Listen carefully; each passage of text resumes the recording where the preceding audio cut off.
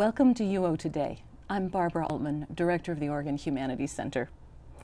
Our guest today is Joseph Bobrow, founder and president of Deep Streams Zen Institute and the Coming Home Project.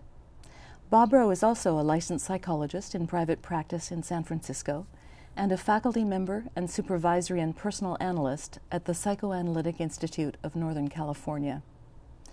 Bobrow is a Zen master and has been teaching the discipline since 1987. He is a Dharma successor of Robert Aitken Roshi, and he also studied with Thich Nhat Hanh in the early 80s and co-translated Nhat Hanh's Guide to Walking Meditation. Bobrow's writings explore Buddhism, psychoanalysis, and their interplay in relieving suffering. His latest book, published in 2010, is Zen Buddhism and Psychotherapy, Partners in Liberation. Bobrow gave a talk based on that book on May 2nd, 2011, as a guest of the UO Department of Religious Studies. Joseph, welcome to UO Today. My pleasure. Thanks for taking the time to speak with us. Delighted to be here. I read a little bit about your biography. You're from the East Bronx. You say that in the household you grew up in, the general line was that religion was the opiate of the masses. Yes. But it was also a household very much focused on social action and engagement from what I read. How did you make the leap from there to wind up as a Zen master? Well, at my Dharma transmission ceremony, there's a protocol where audience members come up and ask you a question, and you express your understanding to them. And my son came up and said, well, here you're becoming a Zen master today, but when will you ever learn to master my laundry? So I haven't yet done that. I haven't yet mastered that. Zen master is actually not something you look forward to becoming or actually become. But I became interested in Zen. Actually, I'm not sure how an interest in existential curiosity developed within me.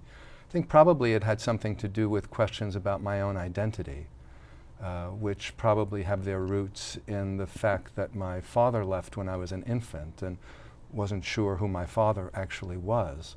And so I think that must have constellated into, especially around late adolescence, into a lot of curiosity about my origins and about where we come from and who we are and where we're going.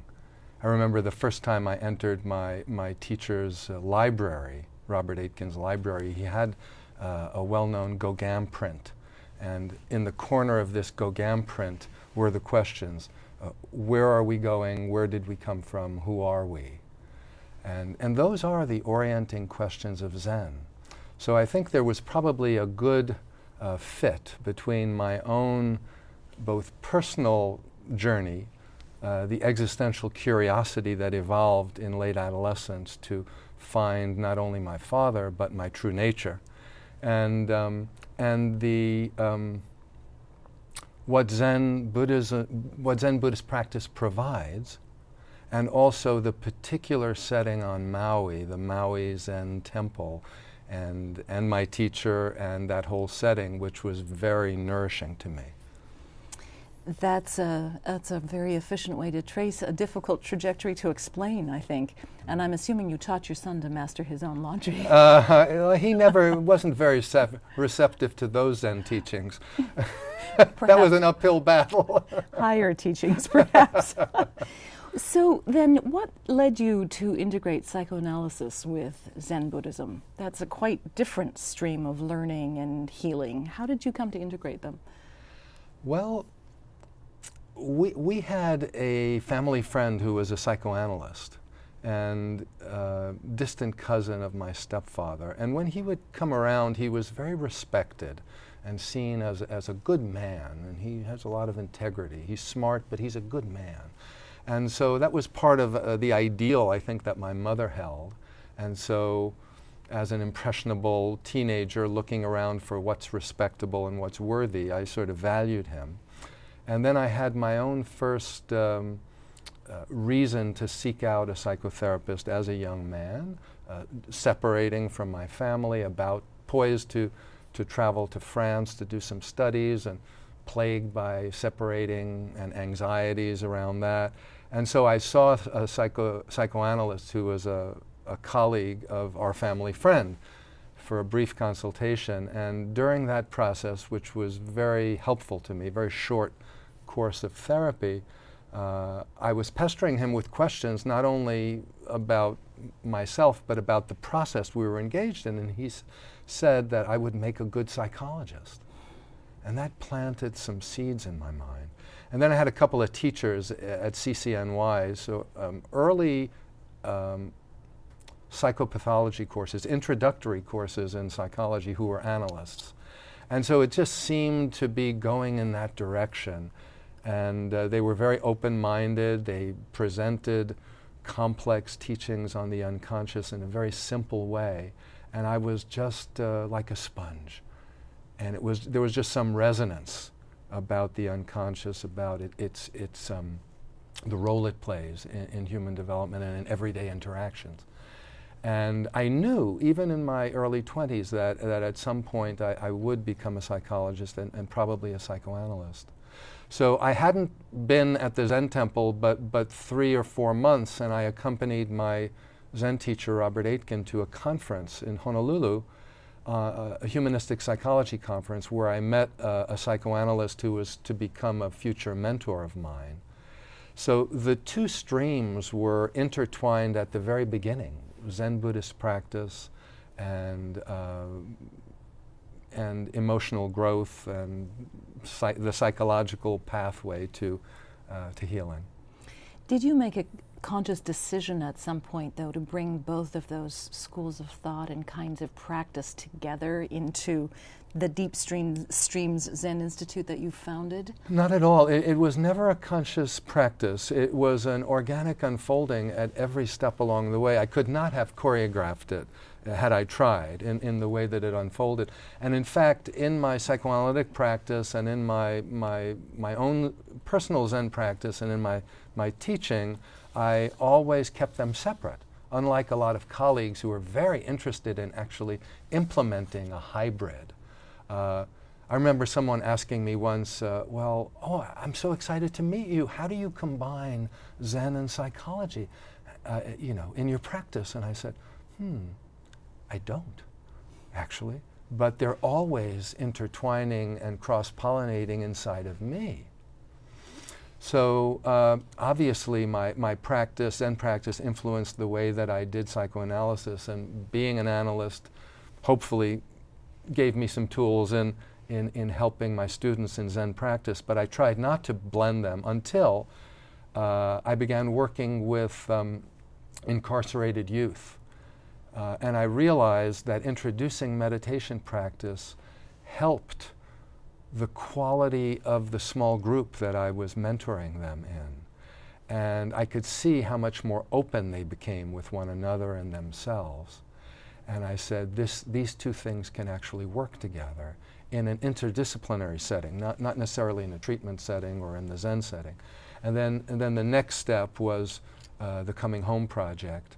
So in work with kids in the juvenile justice system, and then in work with survivors of war-related trauma, their families, their children, and their providers, that was when I started to actually see for myself how synergistic the two were. Not necessarily Zen practice, but secular versions of Zen practice, along with psychologically informed programs. And so Deep Streams evolved out of my personal experience, and in fact has a tripartite mission, which is to offer Zen Buddhist practice, to develop interdisciplinary models of healing, and then to serve the community by implementing those integrative models. So once that came together as the mission of Deep Streams, I was incredibly gratified, but also surprised, because I had never planned it that way. But it did reflect 3 very distinctive parts of me, and it felt so wonderful to be able to bring them together. I can see that you needed to found your own center in order to do this very particular integrative exercise. Yeah.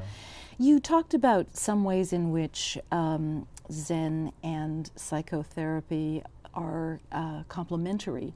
Are there any areas where you feel they rub up against each other in antithetical ways and you need to adopt one or the other, or have they melded smoothly in your practice? Well, they contribute to my my functioning on a daily basis. They meld fairly smoothly within me. They never have really been opponents. And articulating just how they meld in a harmonious, complementary, symbiotic way has been part of why I wrote the book, and because it's people will sometimes ask, you know, they seem like strange bedfellows, but particularly if you bring in psychoanalysis, not just Western psychology. Psychoanalysis and Zen? You know, it seems like Zen is about forgetting the self and psychoanalysis is about building the self, and they're all things that sound mutually exclusive, but I don't think they're mutually exclusive. In fact, they do challenge one another. At their roots, they challenge one another's primary assumptions. However, in that challenge, there can be a very fertile conversation engaged, and both can be enriched, and both are enriched by this dialogue. And that's, again, what's conveyed in the book, how each, as their own distinctive path, is enriched by the differences and by the collision of the two. And then, of course, in the Coming Home project, I bring together elements, secular elements of each for ordinary folks who have gone through extraordinary circumstances and experienced that trauma. So in these innovative, interdisciplinary models of service, I think they are absolutely synergistic and complement one another. I'd like to ask you for more detail on the Coming Home project in a minute, but first I wanted to raise the subtitle of your book. It's called Zen Buddhism and Psychotherapy, Partners in Liberation. Yeah. So you've explained how they are effective partners to each other. What about liberation? Ah, liberation. What is true freedom? This is such an important question. In our culture, in contemporary culture with its emphasis on consumerism and acquisition of things, it seems that we're really free when we can have exactly what we want, and as much of it as we want whenever we want, and to never want for anything. However, if we really track the impacts of our gratifying all of our wants, I think what we find is that they often, actually almost always, end up dissatisfying us. So the question really is freedom to do what? And in Zen, one of the great freedoms is to be able to fully enjoy the simple things of life, all of the tender mercies that life surrounds us with. Like having a good conversation, like ours, to just fully engage in that and to allow that to nourish us, to be easily contented, to enjoy a glass of fresh water, to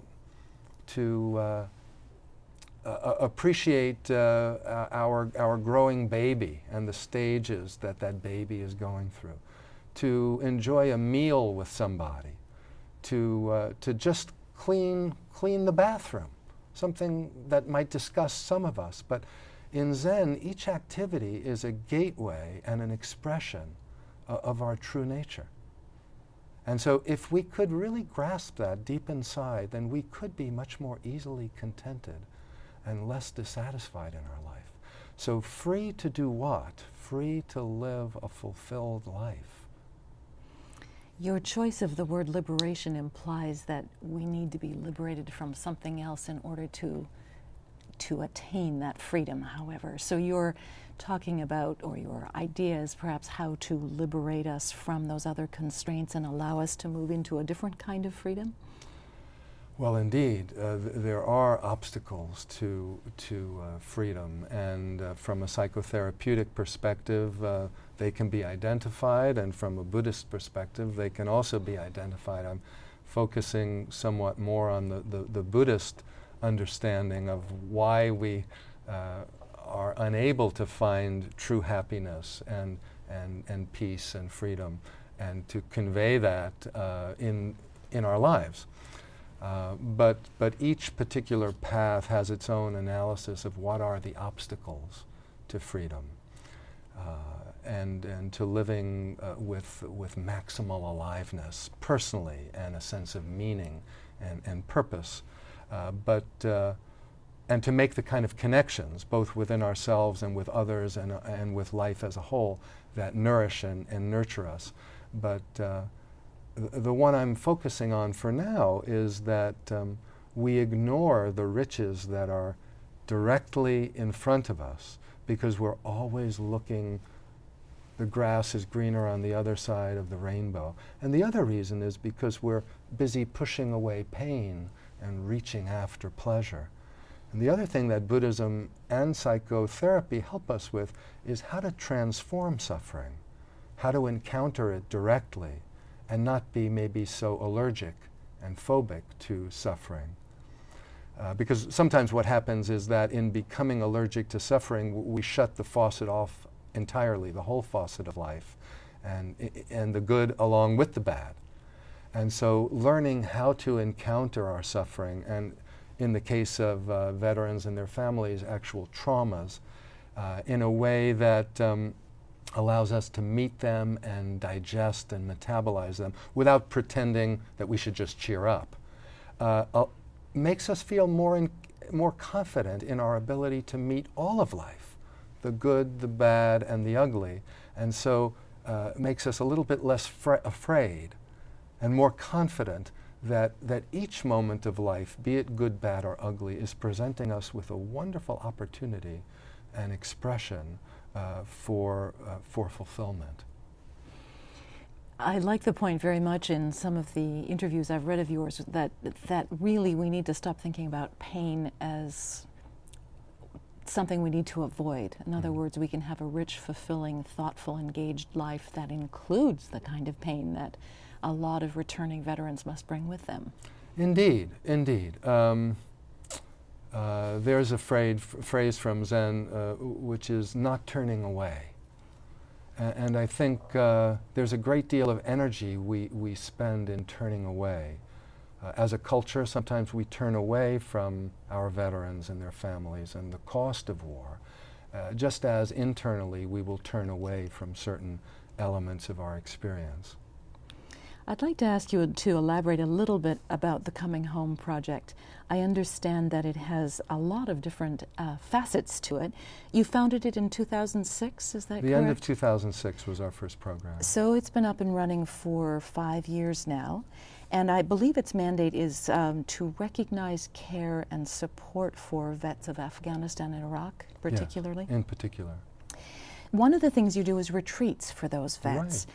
That must be exactly the kind of interdisciplinary setting you were talking about, where you can bring in facets of all kinds of different therapeutic and philosophical approaches to try help these people cope with what they're bringing home with them? Indeed, indeed. So what happens at these retreats? Can you describe them? Sure. I just like to say before I do that both my parents were community organizers, and even though, you know, I've long left their home, there's something that remains in me about the power of community as a factor of healing. And I'll talk about it in just a moment. But we aim to create a sense of belonging, safety, and trust at our retreats. They are 4-day retreats for veterans and also for care providers, and when they include family members and children, they're 5 days long. They're residential. We have them in beautiful places off the beaten track. They're completely free to veterans and families, and also the separate retreats for their care providers. we aim to create this sense of community where they can really feel a sense of trust and connection. And many of them, for many of them, this quality of safety and trust and the ability to really relax and open up and let their hair down is in very, very short supply. And it's really the precursor, we know, from psychotherapy for trust to develop. So we welcome everybody with unconditional acceptance. And this is really the X factor of why the retreats work. There are no judgments, there are no criticisms, and people gradually will test that out and realize that it's really true.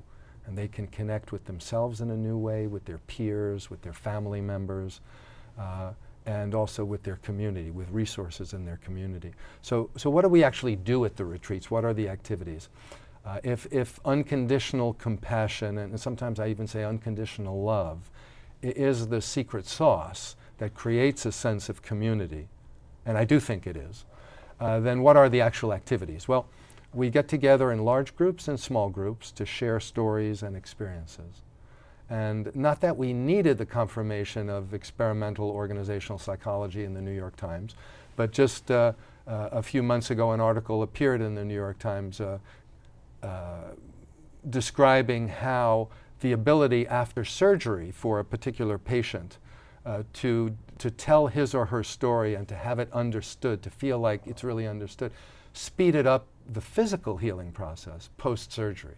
So we didn't need that. We've known since time immemorial that the ability to tell our story, to develop a narrative out of what's a jumbled, chaotic, often painful brew of things we're not even really aware of, but to knit that together into some form of narrative and to have that be welcomed and truly understood by another person is in itself healing. And on the other end of it, to listen to somebody else with unconditional love and understanding, without interrupting, without judging what they're saying, without trying to fix them, is very healing. So sharing stories and experiences is a large part of what we do. So the vets break out from the large group, and the male vets will meet with the male vets, the female vets with the female vets, the spouses and partners and siblings and grandparents and parents, and the children of different ages will meet in their own groups, and they feel immediately that they're with people who will have a good chance of understanding where they've been. And those are facilitated by skilled facilitators. So the second element is stress management practices and wellness practices like meditation, like Qigong, which is an ancient Chinese movement and energy practice that we bring into a secular version, also yoga. And these stress management practices allow them to manage strong emotions in a more effective way, to regulate their emotions, a key skill in learning to transform trauma. The third element is expressive arts. Oftentimes we don't know what's really bothering us until we write a poem or write in our journal or make a drawing or sing a song or do something expressive. And expressive arts are also a big part of what we offer. It could be dance, it could be music, it could be journaling, it could be singing. It depends on the particular retreat. And the fourth element is being in a beautiful healing environment and doing vigorous exercise together in teams that allow this population to draw on the team spirit of the military in a non-combat related or service related setting, in a civilian related setting, and to sort of retrain that capacity to bond with each other, to collaborate on a task, to compete a little bit, and to have an exhilarating experience of themselves so that they may be less inclined to pursue the adrenaline high of combat in the kinds of high-risk activities that we read about, that we hear about, and that sometimes are actually a foil for suicide. And then the fifth element of the retreats involve secular rituals that we develop. And I'll tell you just briefly about one where children of different ages describe their experience of deployment and their hopes for the future through art. And then we have the adults bear witness to their creations in a very ritualized way, attentive way. And then the children get to hear the adults' reactions to what they've created. Then the adults go and develop their own narrative of what deployment was like and what their hopes are for the next generation, for the kids. The kids get to hear them perform that, and then to share their feedback with the grown-ups about what they just heard. And this promotes the kind of intergenerational communication and healing that is so necessary given all the frequent deployments. So those would be the primary activities at our retreats. You've been up and running with this 4.5, 5 years now. How many vets have you managed to serve, do you think? I'd say it's closing in on 2,000 people. That would include vets and service members and their family members and children. Serve them during the retreats. We also have a cohort of licensed therapists. And in the Bay Area, we offer free psychotherapy for any vet or family member. And we've served about 500 through that service. And then we have about 13 hours of training on our website for providers. These are expert training in post-traumatic stress, the effect on families, a whole variety of things regarding what vets and families go through and the treatment of trauma. And those, we were surprised that after being named a noteworthy option by iTunes University, these trainings were downloaded about 2.5 million times. So I think we've reached quite a few people. There's a real thirst for understanding what this generation of vets and families are going through. It sounds like it. And I've also appreciated very much in your materials that you are providing a resource for those who care for vets. Indeed. Yeah. Joseph, we are just about out of time. You anticipate continuing this, this project, I assume. I don't think there will be a day when all of our vets are home, so you have work to do. We have work to do. We're very heartened that we were just named among 35,000 programs in the United States among the top 7 nationally for reintegration for this generation of veterans. We're very pleased by that. That's pretty extraordinary. Thank you very much for this. I very much appreciated talking to you. Likewise, Barbara. Thank you.